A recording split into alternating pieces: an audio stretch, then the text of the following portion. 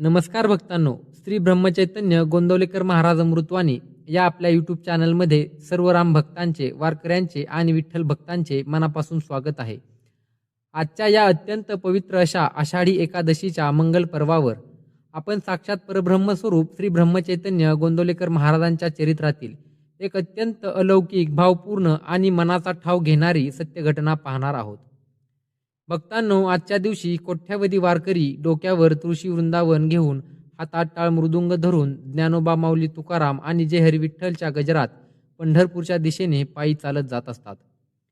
चंद्रभागेच्या वाळवंटात भक्तीचा महापूर येत असतो. पण कधी शांत डोक्याने विचार केला आहे का मायबापांनो, की पंढरपूरचा तो कमरेवर हात ठेवून उभा असलेला विठू माऊली आणि गोंदवल्याचे श्री रामराया यांच्यात काय नाते आहे? श्री गोंदवलेकर महाराज नेहमी अत्यंत आवडीने आणि प्रेमाने सांगायचे, अरे बाबांनो, जो रामाच्या नामात रंगला तो आपोआपच विठ्ठलाच्या प्रेमात पडला. राम आणि विठ्ठल हे दोन वेगळे देव नाहीत. रूपे जरी वेगळी असली तरी दोन्हीच्या हृदयात वसणारा नामाचा आत्मानंद एकच आहे. ज्याने मुखाने श्रीराम जय जय रामचा जप केला त्याला वेगळे पंढरपूर शोधायला जाण्याची गरजच नाही. त्याच्या हृदयात साक्षात विठोबा प्रकट होतो. एका वृद्ध वारकऱ्याला जो आजारपणामुळे पंढरपूरची वारी करू शकला नाही, त्याला साक्षात गोंदवले मठातच विठ्ठल रुक्मिणीचे साक्षात दर्शन कसे घडले आणि महाराजांनी विठ्ठल भक्तीचा आणि रामनामाचा खरा अद्वैत सिद्धांत कसा समजावून सांगितला, हा रोमहर्षक आणि अंगावर काटा आणणारा ऐतिहासिक प्रसंग आज आपण सविस्तरपणे ऐकणार आहोत. चला तर मग विठ्ठल नामाच्या गजरात त्या दिव्य अमृतवाणीचा आनंद घेऊया. भक्तांनो, ही सत्य घटना आहे गोंदवल्याच्या पावनभूमीतील. आषाढ महिन्याचे दिवस होते. संपूर्ण महाराष्ट्रात पंढरपूरचे वारीचे वारे वाहत होते. गावगावचे वारकरी दिंड्या घेऊन पंढरपूरकडे निघालेले होते. गोंदवले गावातील आणि आजूबाजूच्या प्रदेशातील वारकरीही हातात भगव्या पताका घेऊन मुखाने विठ्ठल विठ्ठल म्हणत निघालेले होते. त्याच गोंदवले गावात विठ्ठलपंत नावाचा एक 70 वर्षाचा म्हातारा वृद्ध वारकरी राहत होता. विठ्ठलपंताचे संपूर्ण आयुष्य विठ्ठलाची वारी करण्यात गेले. सलग 50 वर्षे त्यांनी आषाढी एकादशीला पंढरपूरची वारी चुकू दिली नव्हती. विठू माऊलीचे दर्शन घेतल्याशिवाय आणि चंद्रभागे स्नान केल्याशिवाय त्यांच्या जीवाला शांतता मिळत नसे. पण त्या वर्षी आषाढी एकादशीच्या अवघ्या 10 दिवस आधी विठ्ठलपंतांना भयंकर पक्षघाताचा झटका आला. त्यांचे दोन्ही पाय निकामे झाले. अंगात ताकद उरली नाही. ते अंथरुणाला खिळून पडले. डॉक्टरांनी स्पष्ट सांगितले की विठ्ठलपंत आता चालू शकत नाहीत. त्यांनी घरातच विश्रांती घेतली पाहिजे. आषाढी एकादशी जवळ येत होती. घराबाहेर जेव्हा वारकऱ्यांच्या दिंडीचा आणि टाळ मृदुंगाचा आवाज यायचा तेव्हा अंथरुणावर पडलेल्या विठ्ठलपंताच्या डोळ्यातून अश्रूंच्या धारा लागायच्या. ते ढसाढसा रडत स्वतःशीच म्हणायचे, माऊली विठुराया, 50 वर्ष मी तुझ्या दारात आलो.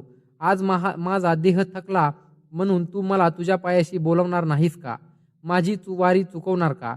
मला आषाढी एकादशीला तुझे दर्शन मिळणार नाही का? आषाढी एकादशीचा पवित्र दिवस उजाडला. पंढरपुरात लाखो भाविक विठ्ठलाच्या दर्शनात मग्न होते. पण गोंदवल्यात विठ्ठलपंत आपल्या घरात अंथरुणावर तरपडत होते. त्यांच्या अश्रूंची नदी थांबत नव्हती. त्यांच्या मुलाने त्यांच्या भावना ओळखल्या. मुलाने काही गावकऱ्यांच्या मदतीने विठ्ठलपंतांना एका लाकडी पालखीसारख्या बाजेवर बसवले आणि त्यांना थेट गोंदवले मठात गोंदवलेकर महाराजांसमोर आणले. मठात आषाढी एकादशी निमित्त नाम सप्ताहाची सांगता सुरू होती. महाराज आपल्या आसनावर बसून श्रीराम जय जय रामचा जप करत होते. विठ्ठलपंतांना बाजेवरून खाली उतरून महाराजांच्या चरणापाशी ठेवण्यात आले. विठ्ठलपंत दोन्ही हात जोडून महाराजांच्या चरणावर डोके टेकून रडू लागले. त्यांचा आवाज कापत होता. ते म्हणाले, महाराज मला वाचवा महाराज. 50 वर्ष मी पंढरीची आषाढी वारी केली, पण आज माझ्या या पापी शरीराने मला साथ दिली नाही. आज आषाढी एकादशी आहे आणि मी विठ्ठलाच्या दर्शनापासून वंचित राहिलो आहे. माझी वारी तुटली महाराज. माझा विठोबा मला अंतरला. आता मला जगण्यात काही अर्थ उरला नाही. विठ्ठलपंताचा तो भावपूर्ण आक्रोश ऐकून मठातील सर्व भक्तांचे डोळे पाणावले आणि सर्वजण शांत झाले. साक्षात परब्रह्मस्वरूप श्री ब्रह्मचैतन्य गोंदवलेकर महाराजांनी आपल्या आसनावरून उठून विठ्ठलपंताजवळ आले. महाराजांनी अत्यंत वात्सल्याने विठ्ठलपंताच्या डोक्यावरून हात फिरवला आणि त्यांच्या डोळ्यातील अश्रू आपल्या हाताने पुसले आणि शांत आणि गंभीर आवाजात म्हणाले, विठ्ठलपंत, अरे वेड्या भक्ता, तुला कोणी सांगितले की तुझी वारी तुटली आणि तुला कोणी सांगितले की तुझा विठ्ठल फक्त पंढरपूरच्या विठेवरच उभा आहे? महाराज अत्यंत प्रेमाने पुढे समजावून सांगू लागले, तुला काय वाटते, विठोबा पंढरपुरात दगडाच्या मूर्तीत अडकून बसला आहे का? अरे, पंढरपूर ही एक जागा आहे, पण विठ्ठल ही एक भावना आहे. ज्या भक्ताने 50 वर्ष निष्ठेने नाम घेतले, त्याचा विठोबा पंढरपुरात नव्हे तर त्याच्या हृदयात राहतो. तू शरीराने पंढरपूरला जाऊ शकला नाहीस म्हणून काय झाले? ज्याच्या मनात नामस्मरण सुरू आहे त्याच्यासाठी गोंदवले हेच पंढरपूर बनून जाते. विठ्ठलपंत रडत म्हणाले, महाराज, मला समजते, पण माझ्या या उघड्या डोळ्यांना आज आषाढी एकादशीला तो कमरेवर हात ठेवून उभा असलेला सावळा विठ्ठल आणि रुक्मिणी माता पाहायचे आहे. मला दर्शन द्या महाराज. महाराजांनी विठ्ठलपंतांचे ते आर्त शब्द ऐकले. महाराजांनी स्मित हास्य केले. महाराजांनी आपले उजवे बोट विठ्ठलपंताच्या छातीवर ठेवले आणि म्हणाले, विठ्ठलपंत, डोळे मिठा आणि मनात सलग 108 वेळा श्रीराम जय जय राम हा जप करा आणि मग डोळे उघडून रामरायाच्या मूर्तीकडे पहा. विठ्ठलपंतांनी महाराजांवर पूर्ण श्रद्धा ठेवून डोळे मिटले आणि संपूर्ण मठात भक्तांनी एकत्र येऊन श्रीराम जय जय रामचा गजर सुरू केला. टाळ वाजायला लागले. मठातील वातावरण विठ्ठलमय आणि राममय झाले. आणि काही मिनिटांनंतरच महाराजांनी विठ्ठलपंतांच्या पाठीवर थाप मारली आणि सांगितले, विठ्ठलपंत, आता डोळे उघडा आणि पंढरीच्या विठुरायाचे दर्शन घ्या. भक्तांनो, विठ्ठलपंतांनी जसे डोळे उघडले आणि समोर गाभाऱ्यातील श्रीरामरायाच्या मूर्तीकडे पाहिले, तसे त्यांच्या तोंडून एका क्षणात एक भयंकर आक्रोशाची, आनंदाची हाक बाहेर पडली. माऊली विठोबा, रुक्माई. विठ्ठलपंतांना काय दिसत होते मायबापांनो?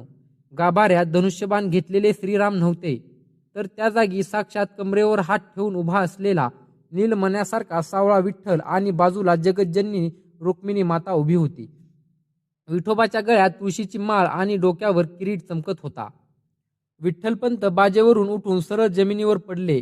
ज्या पायांना पक्षघात झाला होता, ज्या पायांनी ते चालू शकत नव्हते, त्या पायांवर विठ्ठलपंत स्वतःच्या ताकदीने उभे राहिले आणि आनंदाने नाचू लागले. ते टाळ्या वाजवत ओरडू लागले, पहा पहा, माझा विठोबा गोंदवल्यात आला, साक्षात पंढरीनाथ उभे आहेत. मठातील शेकडो भक्तांनी पाहिले. विठ्ठलपंत पूर्णपणे बरे झाले होते. त्यांच्या पक्षघाताचा पत्ता देखील नव्हता. महाराजांनी विठ्ठलपंतांना जवळ घेतले आणि म्हणाले, विठ्ठलपंत, हाच रामाचा आणि विठ्ठलाचा अद्वैत आहे. जिथे नामस्मरण आहे तिथेच पंढरपूर आहे. विठ्ठल हा काही वेगळा नाही आणि रामही काही वेगळा नाही. त्या दिवशी संपूर्ण गोंदवले मठात आषाढी एकादशीचा महाउत्सव झाला. विठ्ठलपंताची वारी खंडित झाली नाही, उलट साक्षात विठ्ठलच त्यांच्या दर्शनासाठी गोंदवल्यात प्रकट झालेले होते. तर भक्तांनो, आषाढी एकादशीच्या या अतिशय पवित्र दिवशी राम आणि विठ्ठलाचे अद्वैत दर्शवणारी आणि नामस्मरणाची अगाध ताकद समजावून सांगणारी श्री गोंदवलेकर महाराजांची ही सत्यकथा तुम्हाला कशी वाटली? गोंदवलेकरांच्या या अलौकिक कृपेने तुमच्या मनातील विठ्ठल भक्ती अधिक पक्की झाली का? हे आम्हाला कमेंट बॉक्समध्ये नक्की सांगा. मायबाप्पांनो, आज आषाढी एकादशीचा महान सण आहे. या पावन प्रसंगी जर तुम्हाला विठू माऊलीचा आणि गोंदवलेकर महाराजांचा हा प्रसंग मनापासून आवडला असेल तर या व्हिडिओला आत्ताच्या आत्ता एक लाईक नक्की करा. जय हरी विठ्ठल आणि श्रीराम समर्थच्या जयघोषाने कमेंट बॉक्स भरून टाका. कमेंट बॉक्समध्ये आत्ताच्या आत्ता आषाढी एकादशीच्या हार्दिक शुभेच्छा आणि श्रीराम जय जय राम आवर्जून लिहा आणि आपल्या चॅनलला सबस्क्राईब करायला विसरू नका. बोला श्री ब्रह्मचैतन्य गोंदवलेकर महाराज की जय.